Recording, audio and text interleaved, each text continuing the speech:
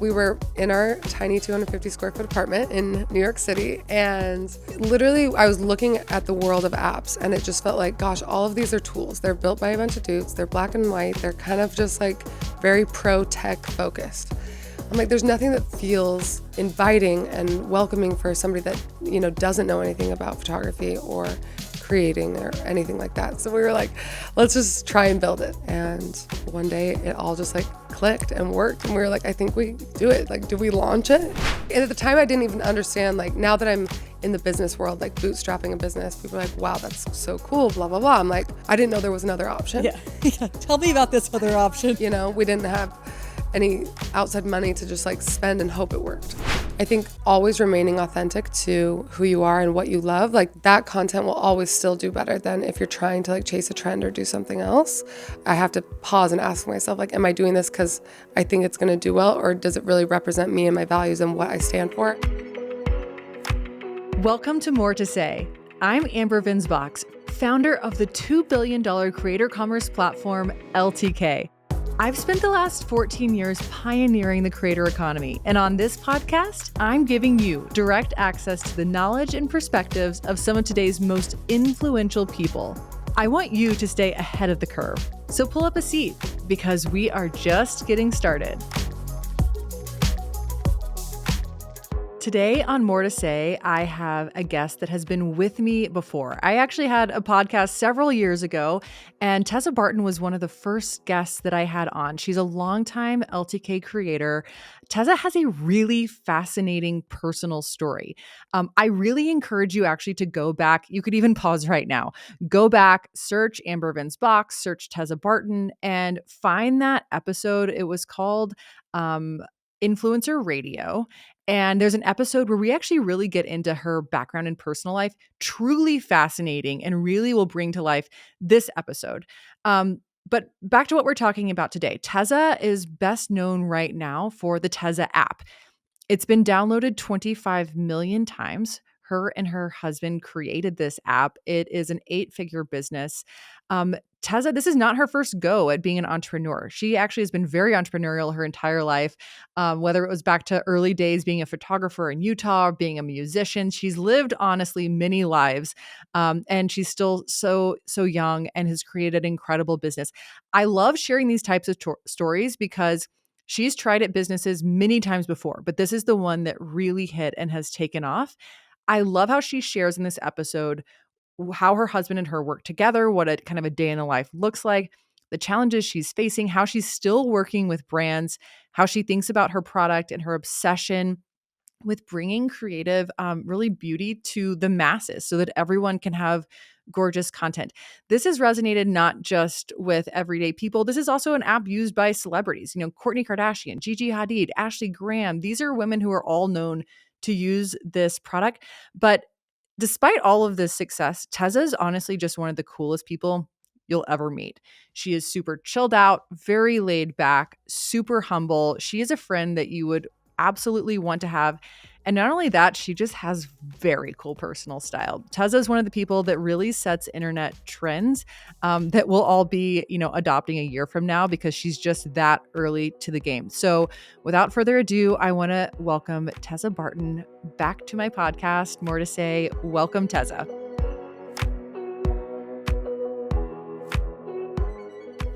So last time Tezza and I were together, in this kind of a context, it was 2019. And that episode was just absolute gold. Like, you guys have to go back and listen to this episode. I was listening to it with my makeup and hair girl in the room. And the whole time she was just like, I just love her. Like, wow, I never knew that. And she's just so engaged. And it reminded me we actually had a really, really fantastic episode. I bring that up because there's so much in that I'm so tempted to bring back into here and revisit. But I think that you guys almost need to pause, go back into whatever podcasting platform that you're on and just search my name and her name. And then you will find this episode. And it's from the previous podcast. I don't know if you call it season show, whatever, that I had. And you need to listen to it because I think that it'll give you wonderful context for all the things that we're going to jump in today. What you will find out is that Tezza grew up in a family of artists and entrepreneurs, from parents, I think even grandparents, to siblings. The story is pretty incredible and very unique. And I'm curious now, your businesses have expanded since we last spoke, and you're focused on new and different things and have achieved a really significant like step change in your success of your businesses. How did growing up in that type of a family shape your approach to both creativity and business? Yeah. Oh, great question. I mean, first of all, thank you. You're so sweet. I got to go listen to that episode. Um, Honestly, I think growing up around, not just artists, but women as well, who believed in their art as like a business and watching them actually be successful with it was just always in the back of my head is like, oh, that's what I'm going to do. That's what is possible. And I do remember growing up, people always would say, what do you want to do for a living? You'd be like, I want to be a painter. Or I would say a musician, a fashion designer. And they'd be like, cute, that's really hard. What do you really want to do? Like, how are you going to make money? And I was just like, you don't get it. Like, you don't get it. And it really struck a chord with me, just even when I went to art school and realized, so many people there also kind of mocked certain ways of, turning art into business. And also so many people just not believing that everyone was creative. And that is really the reason I do everything that I do, is because I realized growing up in this family of artists and entrepreneurs, it was so welcomed and celebrated. And I realized, wow, that was special. Not everybody has that. How can I give that to other people? And that's kind of the mission behind everything that I've built today. It's interesting when you reference people being like, but how are you going to make money? I remember in college, actually, like I was visiting, it was like, yeah, a friend's family. And I remember like staying in the kitchen and the parents were like, oh, so like when you graduate from college, like, what are you going to do? And I was like, oh, I'm going to be a stylist. And I was like, I'm actually here in LA because I'm going to be the next Rachel Doe. And they were like, stylist. So like you're going to cut hair? And I was like, no, actually more of the fashion variety. I was like, I'm going to like dress people for maybe like events or magazines. Like it's going to be awesome. And they were like, but how are you going to like pay your rent? And I remember that making me so mad because they just like kept pressing. I was like, I am telling you the answer. I am going to help people get dressed and I'm going to pay my bills. I feel good about it now. I feel like it has come full circle and like, I mean, it's to say working. the least, you've done that and then some. But it's like, I deeply identify with the creative craft and like people like really questioning that. Yeah. And I do feel like, you jump forward to now, like 10 years later from when I started this business, like I feel like now creativity is celebrated and people recognize it as like a way to make money, and it's a good career path, to some degree. So I am happy like we've made progress, but there's still a lot to do. Well, and so Birdie is my oldest. She's 9 now, and she is like we share a lot of interests and activities and those sorts of things. And what I've started doing with her, and I think this is what you're like describing with your family, is like it was obviously always going to be, that was like the default instead of like you can't do it. With Birdie, whenever she'll make things, we'll talk through, okay, like, well, how would you make this into a business, or like what could we do with it? Whether it's like, she'll design clothes or she'll like plan a party, and we talk about how that is someone's job and like this is how they do it. And I do that because I want to encourage her that pretty much anything that she can dream of or think of can be a real job. And so I do think that it's so clearly like within you that it was like this was like your path, and I want to set that for my family too. So well, you're obviously doing that, but I was even going to say, when I was 16, my mom, I said I want to do fashion design. She's like, tell me how you're going to do it. And I was like, oh, there's Parsons in New York, like I want to go. She's like, if you can save up and go. And she let me go. I lived in the dorms in New York City when I was 16. I went to fashion school, and like I had the confidence at a young age that I could do that. And then I realized, that's how I learned so much about myself. And I feel like if you can instill that confidence, like that's almost half of it. So you're crushing it. I'm so curious because I did not know at age 16 that like that was an option. Like Yes. how did she know about that, or did you know, how did this happen? We just started kind of Googling around. My mom's like always like, if you want to do it, start trying to find the path to the answer to the question. So I was like looking around, and there were night classes. You could do like summer school. You could do all these kinds of things. And it's like a pre-college program, and you could actually use it as college credit. So that's what I did to kind of, because I really was trying to understand, what do I want to choose? I was doing music. I was doing all these different things. I couldn't quite figure out what the pathway was. Mm-hmm. And that really helps teach me, I love fashion, but then I started taking photos of the clothes, and I was like, this is it. That's when the light bulb went off. So speaking of Birdie calls it search it up. She's going to search it up. Search it up. I don't know who taught I'm that. obsessed. She's going to search it up. Search it up. Usually on ChatGPT.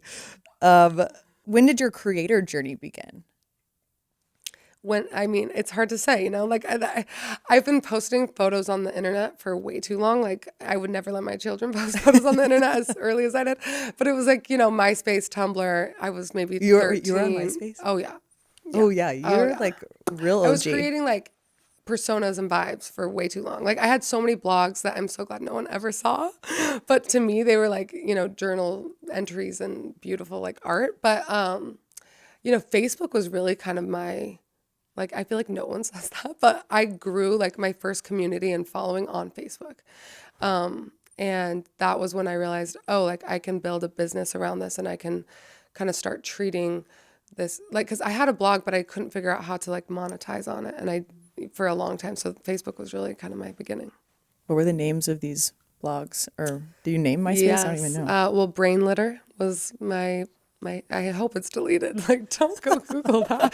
And I've had, so many like different photography blogs and this and that, but yeah. So you mentioned Facebook, you could kind of break through and start making money. Like what was that like tipping point, and how are you making money? So I first leaned in as a photographer because that's really where I saw how I could connect with brands. I didn't understand how to get paid for like fashion stuff yet, but I knew that was always a goal. I saw people doing it. I feel like sincerely Jules and I were like now the same age, but for some reason, when someone's like 2 years older and you're younger, I was like, how is she doing this? What is this? I was just obsessed with blogs. So that was kind of the beginning. And then I started working with brands, and then it was when Instagram came out that I realized so many brands didn't know how to create that much content that quickly. And I was like, I'm your girl. Like I can create worlds with photography. And so brands would hire me to create just tons and tons of content that they could be posting every day. And then, in 2015, 2016, I moved to New York with my husband. And I had like 50,000 followers or something. I was trying to work with brands. They would either just send me free product to post, or I would get paid like $100.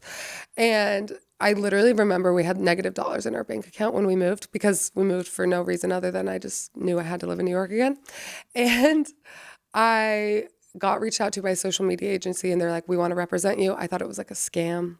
Might have been. I was like, I'm going to go anyway. Yeah, honestly. There was a couple. But then they were like, this is how much you could be getting paid, and this is how it works. And I was like, got it. And then ever since then, I posted like 3 times a day. I was just like, I'm doing this. And that was really like when I did it as a career. Is Cole also a photographer? He is now. Yeah. He is now. Okay. Yeah. He was trained by me. But oh, nice. Yeah. I did. Yeah. Always wonder like which side of it was it on. And then the reason I interjected with like it might have been is like for creators listening now, I see I'm in actually like all the Facebook groups and forums and all this stuff to see, of course, what's going on. This is my industry, and I watch silently. I've been told to not talk in them. But I will see like scammy stuff pop up, or people being like, oh, well, like, does your agent also take 50% of everything? And I'm like, oh, no. No. And not everyone needs an agent. And I don't know. I want to throw that out there just to the world. There are some fantastic agents and managers, like people who are like life making, who truly run your business forward.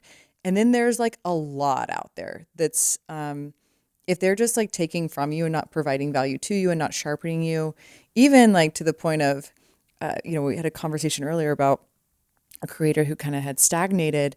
And I was like, if only, and then a different creator who's exploding, and she came in and she was like, my manager told me to cut my hair, and it's like the best thing I ever did. And I was like, it's the reinvention of yourself. It's like keeping people interested and all this. And I'm like, that's something your manager or agent like could have like, done to help you groom. So anyway, I just wanted to call that out to creators, is like, that's not necessarily anymore a step in your career journey. Like some people don't have that step. Some people manage internally or otherwise. So, and now that you have, obviously you want to know how to read a contract. And like you could use ChatGPT to help you. You could there are so many more tools now. Just take care of yourself and read the contract though. That would be my biggest other tip if you don't have a manager. And I always think about like, what is the problem that you're solving? Like, what's the thing that you need to outsource? Is it negotiations of what's already coming to you? Or is it that you actually need someone to unbox your clothes, steam them, and then rebox them and return them? Like, because there's like, exactly, there are like a lot of different ways to get this sort of thing done. Okay, so Cole is now a photographer. Will you kind of walk us through the businesses that you guys have going right now? Well, we've really slimmed down, honestly, to, over the last year. But Tezza is like our focus. So that's like our photo and video editing app, our like creative world that we've built. Within that, we have, of course, products like art you can hang on your walls, and a lot more shoppable products that are coming soon. But that's really primarily our focus. And then I have like my own content creator brand that I work with brands and highlight products and do all of that kind of stuff. And then I'm also a photographer. So I still do some of that on the side as well. And you have your sunglasses brand. We put her on hiatus for a year. Just because, you can't, once you have kids too, you're like, it's too much. You have to prune. So we'll see. She'll probably come back, but I miss doing that for sure. She is very cool and very cute. I think the pruning part is like, so prudent and thoughtful of you, really, I think, is like to constantly be assessing, because I guess if you haven't listened to the first episode yet, like you guys have had a lot of businesses. Like you were literally entrepreneur to your core from the very beginning. Like you sold, talk about the pictures on the wall. Like, our collage kits, we still sell them, as crazy as that is. It was our first product. We had no idea what we were doing, but we really wanted to, I was doing what every girl does, which is create a mood board on your wall with magazines. But we would really curate the walls and make them super special and cohesive. And people were like, how did you do this? I'm like, you just have to invest and buy a lot of cool magazines that have pictures. And then Cole and I were like, wait, we take pictures for a living. Like, we're good at this. Let's make special kits. And so we launched that in like 2017 or something. And yeah, that's still been a part of our business. Like in COVID, it was massive. It was crazy. I think because people were stuck in their rooms and everything, people needed something for their art, for their walls. So yeah, it's been fun. No, it's amazing. You guys have had so many businesses. The pruning piece is, I think, important. This year we've seen creators launch new businesses. We've seen creators fold businesses. And I think it's the intellectual honesty with yourself of like, is this providing value? Is this going somewhere? Is this worth like the investment, or what is the opportunity cost, right? Whether that's the opportunity cost is raising my children and enjoying that and like making that a peaceful part of my life, or maybe it's that like actually running this XYZ business is taking away from content creation. That's really where like my core competency is. Yeah. So it's an important piece of I think growing and maturing. And now that this industry, I mean, LTK has been around for 14 years now. So insane. We've lived a couple of lives. That's amazing. Change. Congrats to you. Like that's literally so legend. It's wild. I mean, it's there's some fun stuff coming out. I think probably by the time this episode comes out, there'll be a brand new LTK app for everybody to be watching creators near them. And I never thought that we would be in a place creating a consumer app that would just be like the home for creators, but things change and the market changes and the needs change. And so it's an exciting new place.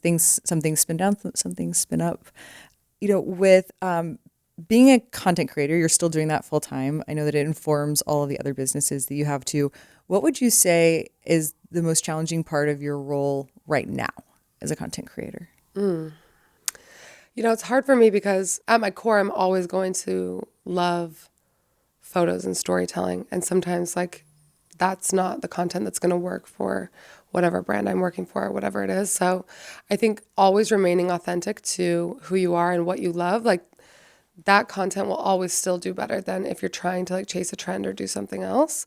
So that really is always, I have to pause and ask myself, like, am I doing this because I think it's going to do well, or does it really represent me and my values and what I stand for? I think also being a business owner and representing like that side of the brand, I do want to always make sure I'm like being truly authentic. Mm-hmm.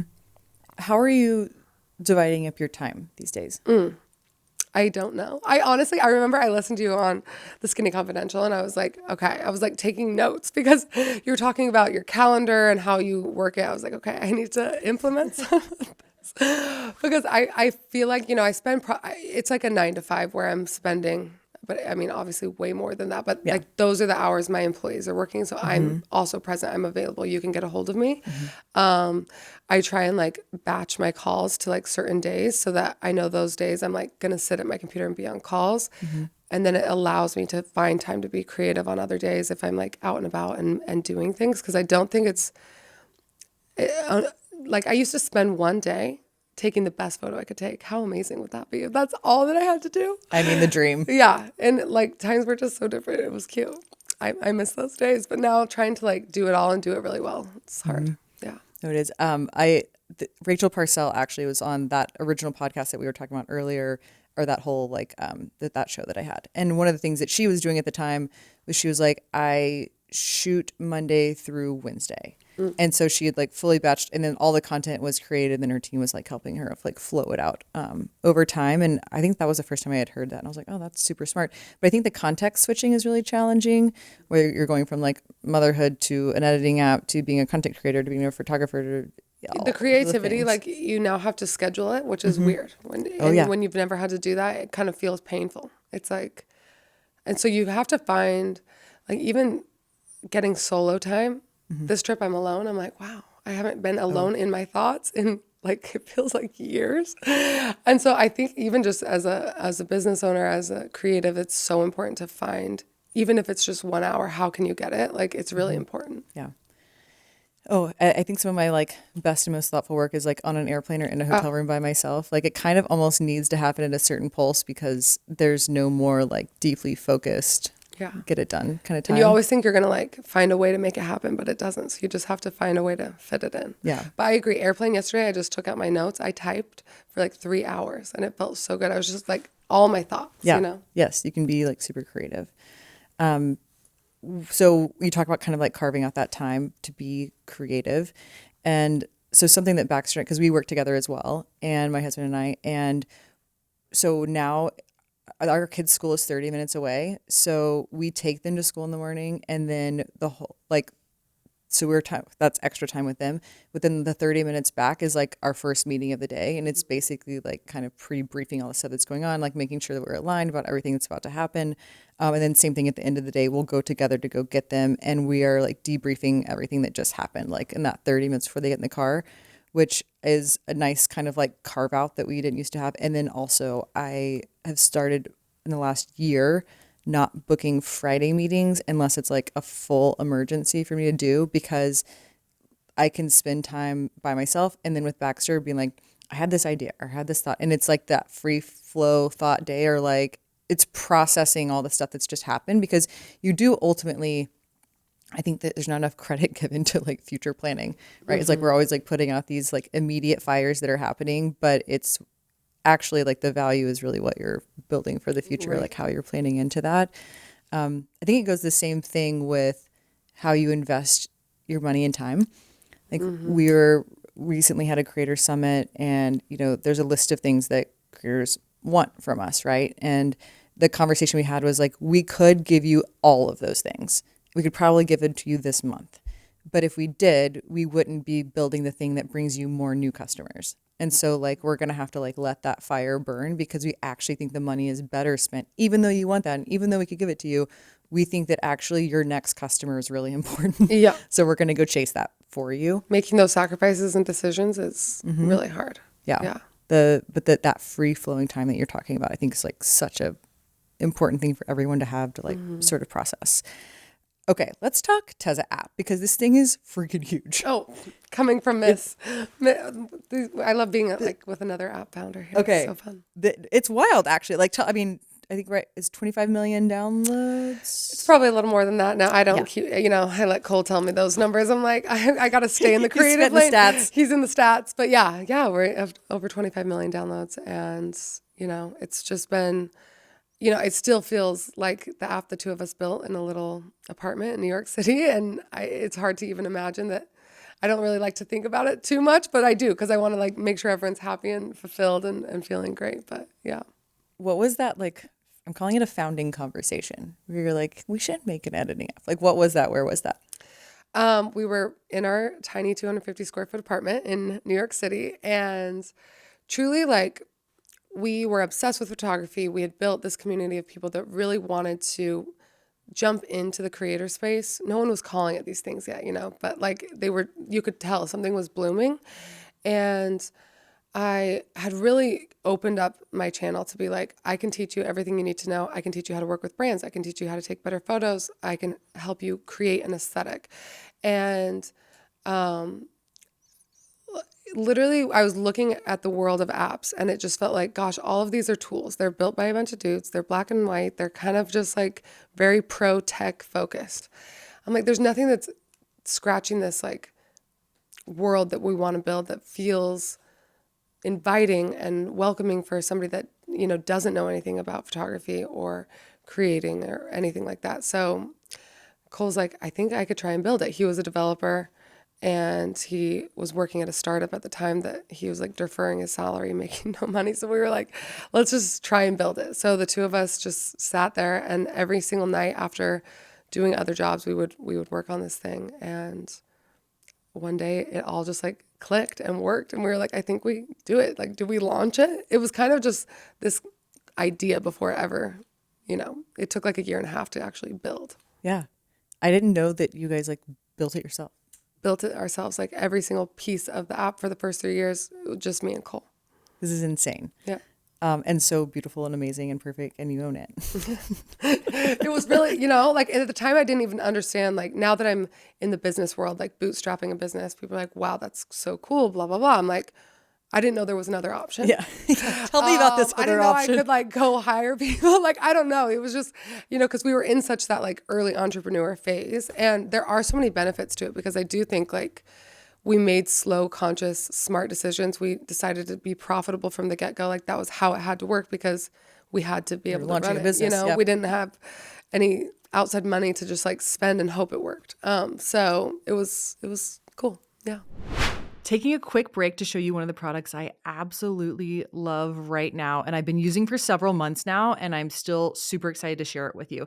I have not yet shared this on my LTK, so you are first to hear it here. So I've been using the Orbe Gold Lust Repair and Restore shampoo. I have to give my mother-in-law credit for this. So at her home, when guests come to visit, she always has really nice products in the shower. And I'll be honest, I've never been someone who's like really invested in products in my shower. Kind of just buy like the basic whatever is there and smells nice. It comes home with me. But after I washed my kids' hair in the shampoo at her house, my kids' hair looked entirely different. It's usually like my kid, their hair is like very thick. It's very coarse. It suddenly was like laying nice and was shiny. And that visible difference made me think maybe I should be trying this as well on myself. So here's what I did. I first bought the large pump of this Orbe Gold Dust shampoo because my thought was, well, I don't know, you got to maybe get a better price at volume because this is an expensive product. I will tell you, it's not necessarily like there's not a great like price break. And also the pumps really suck. I've gone through a couple of them. They honestly always break. Like, don't buy the big one. I have now switched to these smaller ones. So these are the 8.5. It's a much more approachable way to kind of like jump into this product. It just comes in, this little box here if you're watching me on YouTube.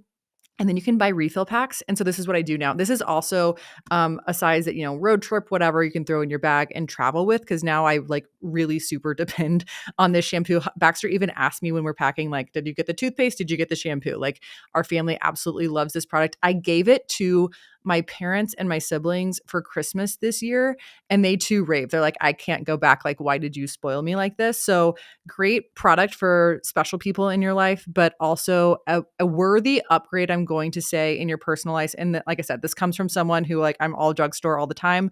But there's just a huge difference with this product. So check it out. I think you'll be happy with it. What was the biggest challenge you guys faced? We're still facing it. No, I think I was talking to you about it earlier, but I do think like hiring people, especially when you're so passionate and love what you do, it's really hard to let other people in. And not that I don't think other people are amazing. It's just, we've done it with such a small team for so long. And we do think about every dollar and where it goes so closely. And so, I do think our community has been amazing in letting us be open about that, and we'll have bugs or issues or certain things, and they can tell we're so passionate about it and we care so much, and they're like, it's okay, we're here, we'll support you while you guys figure this out. Like, and so it has kind of created this really cool energy around the product that I don't think we would have had. Say we were just like, I mean, I want to say it would have been better if it was smooth in the beginning and we didn't have like subscription issues or people getting locked out of their app or whatever it was, but it kind of made us feel like a friend rather than like a business in the beginning. With the hiring piece, like have things gotten better, easier? Like have some learnings through that? It's definitely gotten, I'm getting better. I'm slowly getting better. But I do think like, investing in good people is the key. And it's not just about somebody with the skills. It's almost like if you connect, if they understand the product, if they are passionate about it, like that will go way further than just hiring somebody that is good on a piece of paper. I fully agree. I think it's like the discretionary, like how are they spending their discretionary time? Do they like really get what you're talking about? Like you said, not just the skill set, but they actually like the space or they're somehow like in it personally, and you're going to get all the discretionary effort, but also the micro decisions they make will be informed. Totally. And I think like one thing I've learned recently is, I hate to admit it, but I've never been in a job interview. Because I just built a business when I was young and I worked for myself. And so I just didn't know how to even interview somebody Yeah. or exactly what to ask. And there are so many people that are willing to help you. Just like ask your friend that works somewhere or somebody that you look up to, like if they can go to lunch and chat, they will give you like that 30 minutes could change your whole business. So I feel like I always would be so nervous and like get imposter syndrome to ask somebody to go to lunch and just pick their brain for a second, but people are willing to share information. Oh yeah, for sure. And especially I think like the things I'm super willing to share. And part of it's because like that pothole totally sucked, or you're like, you almost want revenge on that situation. You're like, let me make this right for the whole world. Like this never needs to happen again. Yeah, totally. Learning through experience. Let's call it 20 to 30 million. I don't know. Cole, we're wrong. I don't know. It's somewhere in there. That's not just followers. Those are people who've downloaded your app and I'm probably have been subscribed to it. Like they're taking serious action. Like this is really big. Why do you think that the app has resonated with such a huge part of the population?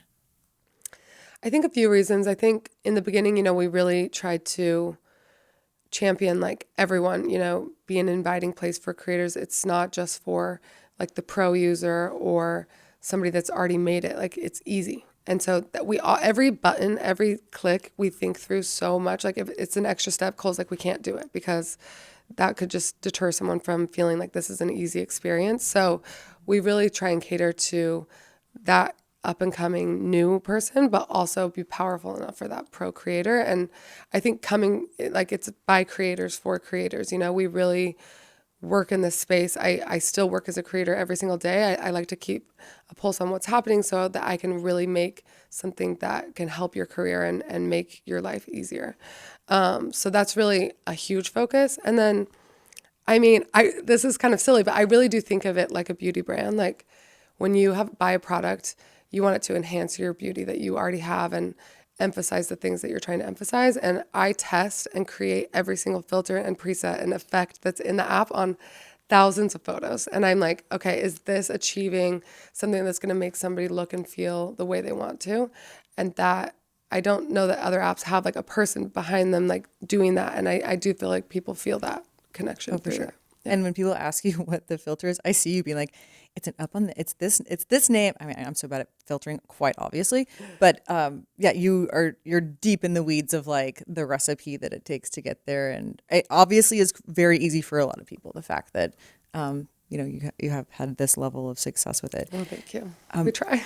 Well, something I think about in this space is like, so I was started on Instagram like the Sincerely Jules era. Like it's like the filter brand like super mattered for our generation. It's what made Instagram the place to like build a brand, like have a portfolio. And of course we have new platforms now and the new formats now. Like how have you seen the shift over time of the way people use like even filters, or you guys have your templates and stuff for call it stories or wherever people are putting things. How has that kind of like shifted over time? Yeah, it's interesting. I feel like, we always go in like these loops. Like certain things will be popular and then they go away and then they come right back. And so nothing's ever too out because it's always going to come back in. But I do feel like, good content always wins. Like I with these algorithms, with all these things, it can feel so overwhelming. Like, how do I keep up? How do I feel cool? How am I appealing to these certain brands? Whatever anyone's trying to do. So, we've seen like always people say like, I don't edit, but they still edit. And like we make things that cater to that. Or some people like a really like true authentic film experience. So that's something we also create. So, and then like video editing, obviously that's a major focus for us, and how we can make that swift and easy and fun, just as inviting as it was when photos began. Because I think when photography began, people felt like, oh, I can take a photo on my iPhone, but how do I make it look like professional? So we were in that era, but now it's like video. How do I even do that? So now we're really trying to figure out how to also make that experience just as easy. Yeah. Totally challenging for a lot of people. We've had to get even me. I'm like, this is what I do, and I'm still challenged at this. Yeah. No, we've all had to like learn the new. What's like cool with filters right now? What does everyone want? I mean, everyone is really obsessed with film emulation. I think there's just something nostalgic about it that makes you feel like it's something that's going to last forever. It's timeless, even though it's something you just took today. So we really do focus on that. And film is expensive. It's really hard to do. I'm obsessed with it. If I have the time to invest in like actually shooting real film, but bringing that to the app in like a single tap has been super fun. Yeah. With TikTok, like in and out and all the things going on, like have you had passionate feelings about what all that is and means for all of us? I go back and forth on it. Obviously, TikTok's not my main focus, but I have so many friends who have built insane careers. I think it's a beautiful platform, and like I've learned so much from people on there. So, I always think there will be new and other things. I don't know. What are your thoughts on it? I'm curious. I like for creators to have many places where they can build on-ramps to their actual business. And so I think of social media platforms as like marketing channels. And if you remove that one, there's kind of only one left. Yeah. And that doesn't feel great because that one that's left has a rich history of being anti-creator. Yeah.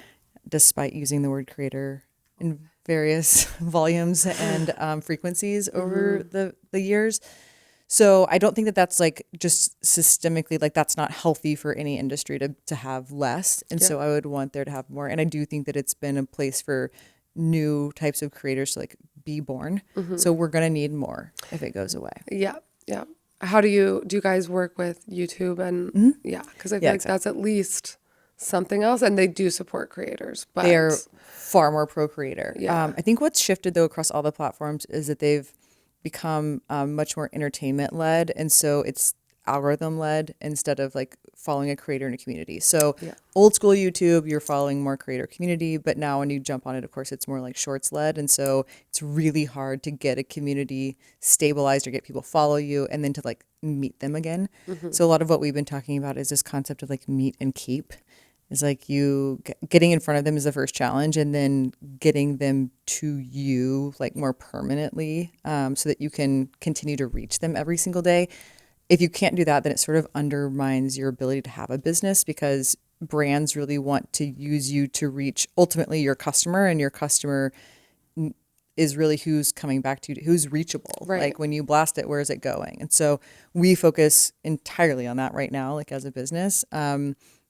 And so even YouTube is becoming more challenging, is I guess my point. So there are, I guess more than one place. But Facebook and Instagram have been pretty heavy for this industry. Yeah, definitely. Okay, I want to talk a little bit just kind of about the business and family side of things. So you've collaborated with some like pretty incredible brands, from like Gucci and Fendi and Chloé. I'm loving Chloé right now. What do you think has made those successful and helped you to kind of continue to win that business? I think like the most successful way to do a collab is to find that trust between, like, the brand has to have it in you as a creator, and you have to have it in the brand. I feel like when somebody's not allowing for that, then the collab usually isn't that successful. You can definitely feel it. And I think when creators are able to, take a collab and turn it into their content, but it still feels like Gucci or Fendi or something, you're like, wow, that is so special. And it resonates so well with your community. And so I feel like that's always kind of the goal is finding that trust. We talked a little bit about how years ago it's like the perfect feed and the perfect grid and it's the squares and it's the thing. And there was a way that we created and there was like a recipe for the moment. How do you feel like your recipe or your content has shifted to be for now? It's always changing, honestly, because I'm always testing out new things, trying new things, especially because we're making new types of, So I don't know. I'm not as tied to a specific aesthetic anymore, but I always, the one consistency is, what value am I providing? And if that's there, then I feel like the content still resonates and it's my content. So I'd say that you have a lot of achievements, whether it's like the types of brands that you're working with or the social following that you gained or now the huge progress that you guys have made with the app. What do you think is your biggest career accomplishment if you're going to like pick one? It's really just the simple things. It's like last Fashion Week, I was walking down the street and this gorgeous woman was walking towards me and she's like, I have to talk to you. And I was like, what? Like, yes, what can I do for you? And she's like, I'm from Africa. I've lived there my whole life and I followed you from the beginning of your career and I use the app. You truly made me believe like I could become a creator, use this as an aesthetic and like work with brands. And now I live in New York City and I'm doing this full time and like you changed my life. And it was just like, say less. I need nothing else. Like that is the ultimate goal for me that I've been able to.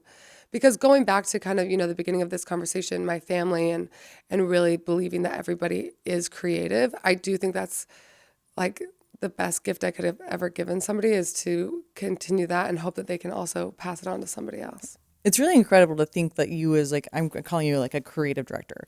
Like that's kind of what you were doing for these brands. The fact that you can like digitize that and make it on a platform and let other people be able to do that job.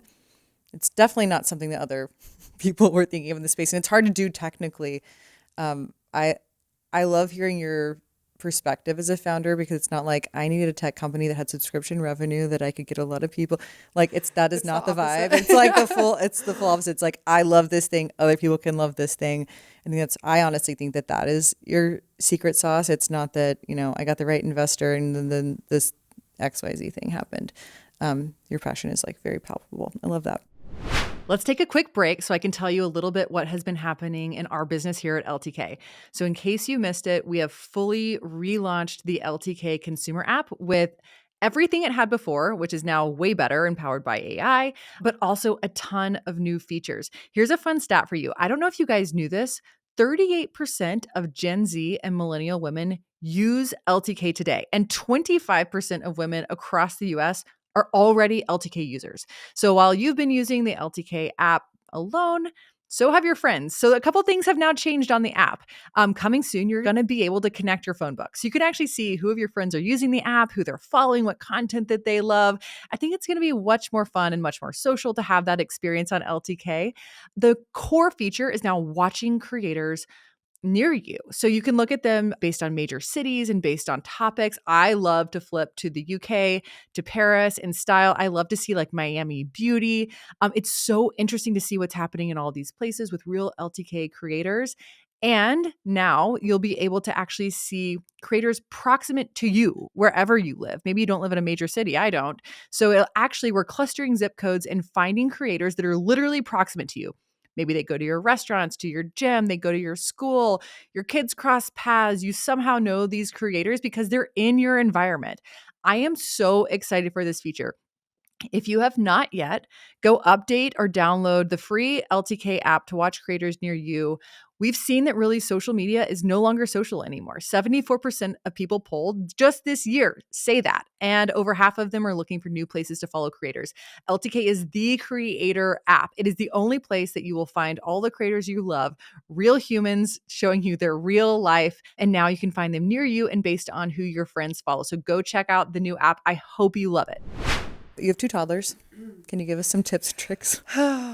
Tips and tricks. I mean, I feel like I'm dead serious when I tell you the last time I listened to your podcast, I was like, okay. But just taking notes. But I feel like the hardest part with balancing running your own business, we work from home most of the time. So we're around really, really hard. But I try and be as present as possible. If I'm playing with the kids, I'm so there. Like I'm singing, I'm dancing my heart out. I'm like imagination is going wild, I'm invested. And then if I'm working, I'm 100% working, and I try and like split those worlds, because otherwise I there's nothing I hate more than if I'm trying to send an email and my daughter's like, hi, play with me, play. I'm like, I am so sorry. This is disgusting. Like, I agree. Like, let me put this in a drawer and walk away. But I'm so fresh. I need tips from you because I'm still learning. No, that's the biggest thing. And it's like hard to do it. I used to take my phone, and when I say used to, I mean like last week, take my phone to the kids' rooms as I'm putting them to bed. Baxter started this thing where he scratches their backs at night, and now they will not go to sleep or stay in their rooms until the back is scratched. And I mean, unfortunately, for like we're in the same era. I'm like, oh my gosh, 1 minute. I'm like, it was 1 minute. Yeah. Like, Yes. Yeah. It's like they want to fully be like put to sleep with the back scratch. I'm like, oh my gosh. And so I would like take my phone so I could like with one phone like be like staring at a screen, the other one like scratching their back. And then I realized I was like, I'm not even going to remember this because I'm so deeply distracted. Like I just need to stop. So I've been trying a lot more to just leave my phone in my room, leave it off, like, not to connect to Wi-Fi where we are. If you're not on the Wi-Fi, you in fact do not have a phone. So That's insane. Kind of nice. That's kind of a new thing that I'm trying to embrace, is like, exactly what you're describing, is you can't do both things, and it makes it very frustrating for both you and for them. That's a big one. Okay, so we're at New York Fashion Week and lots of fun things going on right now. What do you think are like the trends that you're most excited about, like in fashion? You're seeing like live stuff, like we can do it. Okay, I'm loving this kind of, what's the term? Like unexpected pairings. Kind of pairing like something really feminine with something sporty, or something edgy with something soft. Like I think we've come out of this quiet luxury era, and it's been great. Everyone has these gorgeous capsule wardrobes, but it's time to have a little more flavor and style back into fashion. So I feel like this is fun. I feel like we're going to see a lot of that happening in the next little bit. What are 3 pieces you think that we all need right now? Oh gosh, that's such an intense question. Okay, I'm gonna give you like off the cuff things that I think like everyone should have. Okay. One should be like a vintage piece that only you have, like something that is like a amazing leather jacket, or like a slip dress from a flea market in Paris, something that is like the soul of your closet that represents you, that's just yours. Love it. I think I'm such a jacket girly, like my whole wardrobe is jackets. So because then you don't have to try very hard, you just put the jacket on, everything else works. So like an amazing trench, obviously I'm wearing a trench now. This one's by Helsa, and it's so good. If you're tall, so good. Oh, if you're tall, it's like it's a must, it's required. It's so good. And then what else I've been buying lots of Helsa, by the way. Me too. It's like this most recent one was like a little too sexy for my lifestyle. But so I'm like waiting for the next drop. Yeah. I'm like, because some of the drops, I'm like, I need the whole collection. Literally, I'm with you. Yeah. If you're tall, like the pants are so long. It's so good. It is good. Yeah.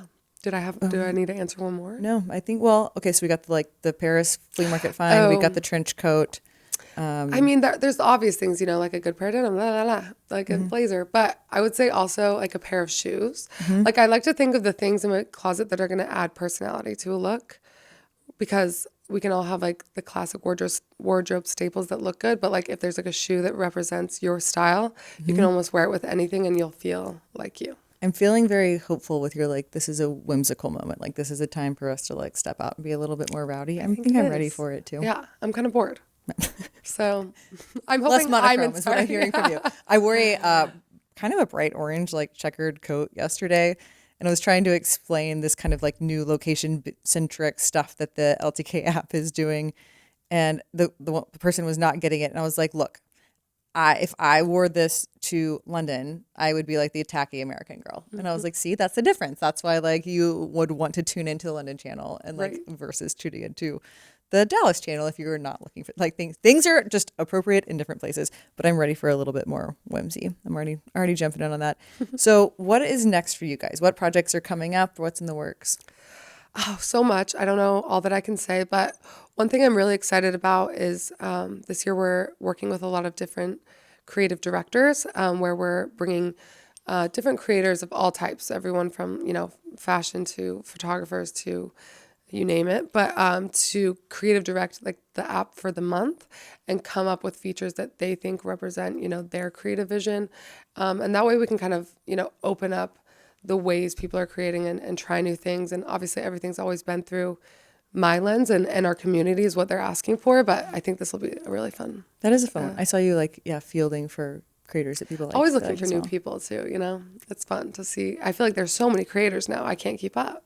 There are so many. Well, go in the app and flip to a new city. Yeah, I'm excited. I can't wait. I'll be searching all day. Now that you've had so much success on all of these different categories and failures that we've talked about too, how are you defining success for yourself at the moment? If I could wake up every day and just be happy and feel passionate and excited, that would be success for me.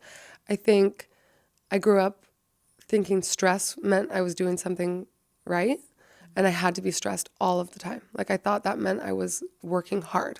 Mm-hmm. And then one day I was like, oh, wait, sleep actually is really good for the brain, and and I can work smarter, not harder. I just feel so now my goal is happiness and passion, and if I can find those things every day, then I'm feeling successful. Yeah, deeply fulfilling.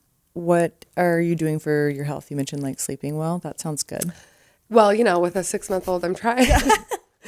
But what am I doing for my health? I'm trying to get into a health journey. I have been not there. It's not my era, but I'm coming into her.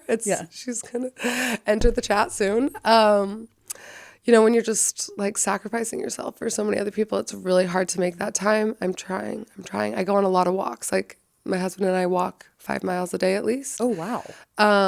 And half of that is meetings. We take meetings on walks because we just can talk things out clear. And that's a way I can work in also just getting some steps. But I don't know. I need your health tips. Yeah. I'm behind. No, it's hugely healthy. I got off of Cokes 2 years ago, Dr. Pepper, that type of thing. That was probably better for my sodium intake. Yeah. So trying to drink more water. I think I'm trying to eat things that I know where they came from, and yes. I can have a good sense of what's inside. Totally. I'm very on the clean eating train. Yes. Yeah. I think that one's big. I agree with you with repositioning what is kind of success and what do I want my life to be and feel like. So we made a pretty dramatic move for our family, moving out to our ranch into this tiny town. And so that was part of just questioning everything of why do I want this, or why are we here? What would that mean for us? And so we're still sorting that out, but I'd say so far so good. My goal was to have more time with my husband and my kids, and I get that now. So that one feels nice and healthy. And then the other one is LTK offers free therapy to everyone on the whole team. So I jumped right in on that. And I will say that I'm whoa, finding out so much about myself that I really didn't realize I had been having a lot of anxiety, and we got down to it that the source of that was actually I felt I wasn't being a good mom. And I was now that we've peeled this back, I was okay, well, these are things I'm going to change so that I can feel I'm being a better mom. And I really have, knock on wood, I'm gonna have a panic attack later, but I've been doing way better. Good. And I was who knew we could peel this back and solve problems? I was I was blaming everything else, right? Yeah. Oh, and it was oh, I know, actually it's just this personal problem that you have that you need to, it's solvable. So I mean, health, I think a lot about mental health. I don't think I didn't grow up with that. And I remember I was just talking to my mom about all of this. I was hey, Mom, I started therapy and it's going really well. You should do it too. In college, trying out for sororities and stuff, I literally passed out on 3 different lawns. No. They stand there and people look out the window at you and they're choosing you for your sorority stuff. I fully went down, blacked out, they're oh, we need a medic, that kind of down. Okay. And called my doctor and I was hey, I passed out a bunch this week. I've been describing it and he's are you eating enough bananas? And I was Mom, how psychotic was that he wasn't hey, you seem stressed. Yeah. Like, maybe you should talk to someone. Yeah. I was like, this is sort of wild. I was like, maybe this is what Instagram gave us, was like the thought that maybe mental health could enter the chat. But I was like reflecting on just that and like other doctors. I've shifted some other doctors in my life who like weren't finding just like good answers. And one was like just doing a ton of like blood tests too and seeing where I'm deficit, and like found out a lot about myself through that too. So I guess if I was going to recommend things for people, it would be therapy and blood tests. Okay. I like it. I'm taking notes because I do neither of those two things. Yeah. So. There's a company out of Austin, Texas, that it's called Ways to Well, and you can buy like a different like, blood test pack, and they'll actually like do the readout for you. My new doctor had done a very similar thing, but I've been told that company does like, very similar. And I found it very helpful to understand like things that I could just naturally balance, with like vitamins and stuff. Yeah. It's crazy how we are just not as balanced as we think. No. And my mom is so like, I don't know. I grew up, she's like, oh, we're fine. Like, and she is healthy and she is great. So it's like, yeah, of course. But sometimes just doing a little change could change so much. Oh, so much. And it is important to take the time to do that if you can. Yeah. So I'm inspired. I'm going to go do that Good. blood I test. hope everyone is. It's like, it's been wonderful for me, and I'm still a huge kind of work in progress, but it's interesting. Like that. I do think health, like when you're talking about sleeping, of course, having a 6-month-old does make that very challenging. Yeah. But I'm like, I'll get there. Give me a year and I'll be cute again. Yeah. No, that's totally the goal. Well, where can we find you and all of your businesses? On Instagram, Tezza.Barton, Barton. On LIKEtoKNOW.it, you can find me under Tezza, Tezza. And you can find the app in the App Store under Tezza as well. And 1 month free, right? And 1 month free, baby. Yeah. Check it out. 2 months if you text me. No, DM me, I'll hook you up. So good. Well, Tezza, thank you so much for being here. Wonderful stuff. Thanks for being so generous with your information time. Thanks for having me, and congrats to everything you guys are doing. So exciting. You can listen to More to Say on Apple Podcasts, Spotify, or wherever you get your podcasts. And I'd love to hear from you. Share your comments and questions in the reviews section, or you can reach me at Amber Vinsbox on LTK, Instagram, or LinkedIn.